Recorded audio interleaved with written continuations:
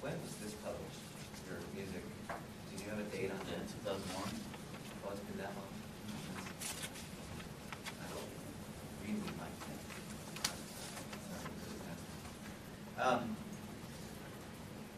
What is, so we have, there's actually, somebody mentioned that they got their article from the National Institutes of Health. Who was that? Somebody over here, they had searched it out on the National Institutes of Health. Who was that? I heard somebody say it. Anyway, I did. you did? Yes. Is it you? Okay. They actually have a section in the National Institutes of Health called CAM, or Complementary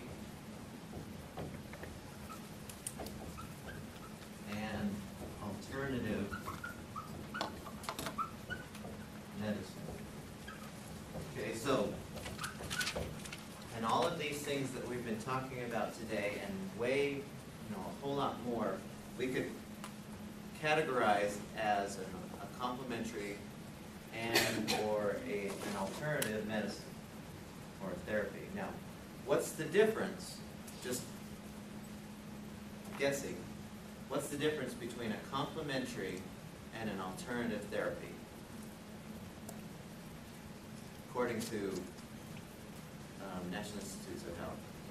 Brianna? Complementary, like, can go along with the medicine we have right now, and then alternative is just instead of this. Exactly. So, Yeah. So what that means is, if it's a complementary medicine, so like what would be a complementary therapy? So like you would go to your traditional doctor, and you have, say, asthma or allergies or something like that. And he says, or she says to you, well, here's the drugs that you should consider taking. Gives you a prescription, sends you on your way. So what would be a complementary therapy or complementary medicine that you might also, he or she may be, probably not, but you might also consider along with that? Any ideas? Any guesses? You could ask about or research yourself the different herbal alternatives that you can take that have the same kind of side effects that would be. Did anyone do one on homeopathy in here?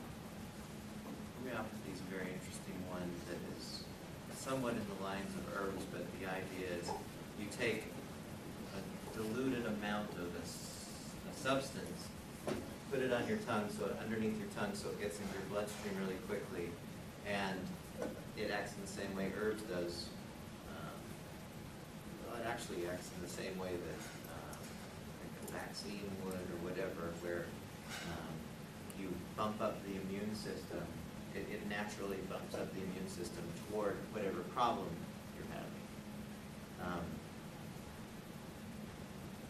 Alternative therapies would be, so like if you have cancer and you just say, well, I'm going to Mexico to take this Leotra because nobody will give it to me in America. I'll just take this stuff that people have said, this helps cancer, this helps cure cancer. So you don't even go any of the traditional medical routes. You just go try something without considering the medical routes. I think most of these that we talked about could fall into either category, and so we just lump it into one group is complementary and alternative therapies. Now, as you were listening to these, as you were hearing some of these, like I heard Reiki came up a few times. If you've never heard of Reiki, what's your first impression of it? Did anyone, I think, did you guys have a Reiki in your group? You guys have two of them, and you had at least two. Those of you who had never heard of Reiki before, what was your first impression as you were listening to it? Honestly, I mean, you have to be careful in how you say, how you respond. But what was your first impression? I thought it sounded like there's no possible way to get the word. Okay. It sounds ridiculous, I don't know, because you're just giving someone your energy. What does that mean? We don't know, right? Yeah. Those of you, who did the Reiki ones? What's the explanation behind Reiki? Who was it over here? You two? What's the explanation for how Reiki works? Lindsay, do you remember? I mean, how would you describe how Reiki works? And then I want everyone to listen and think, does that make sense? Okay. If you don't mind. Yeah, no, I don't mind. But Reiki is a Japanese healing technique. And you don't give your own energy, actually. It's channeling the divine, basically. So whatever you want to call it, God, spirit, whoever your higher power is, you're channeling that energy and giving it to someone else. So it's not your own. Does that answer your question? Okay, and what happens when you are channeling? What are you trying to cause to happen? If I were a Reiki master, If you were a Reiki master, what would you? what would I be trying to do with that energy that I am channeling?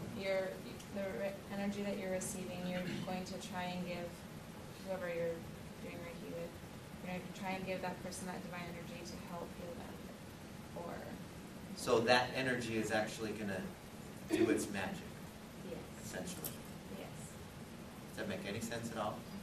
does to me. To our modern medical model, if you went to any traditional medical school, how many classes would you take on that would tell you, oh, you channel the energy from somewhere and it flows through you to the person you're trying to heal?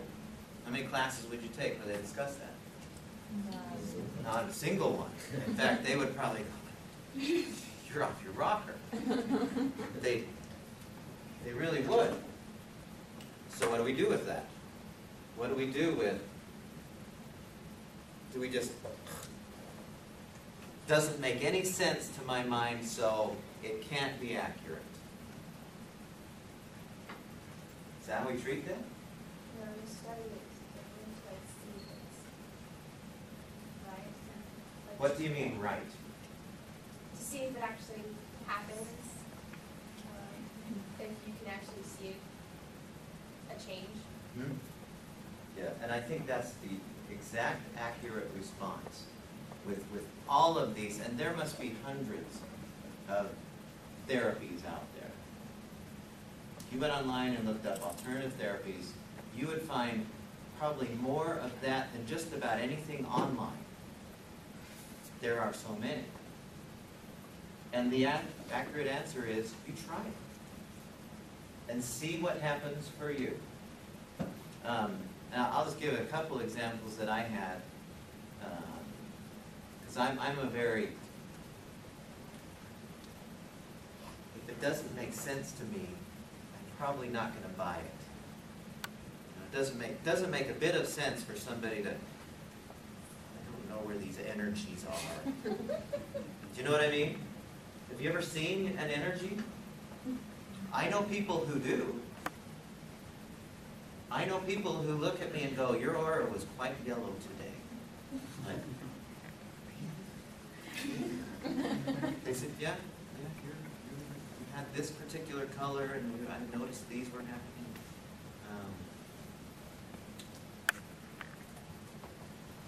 I had one experience. I was going to school at Southern Illinois, and there was a lady there who was a nurse, and she was very respectful, and in every way, she'd gone through all of the nursing programs and worked in hospitals as a regular, terrific nurse. But she had also learned, we were in this class where we were discussing these kinds of things. And in this class, she told us about this therapy that she and a lot of nurses were learning called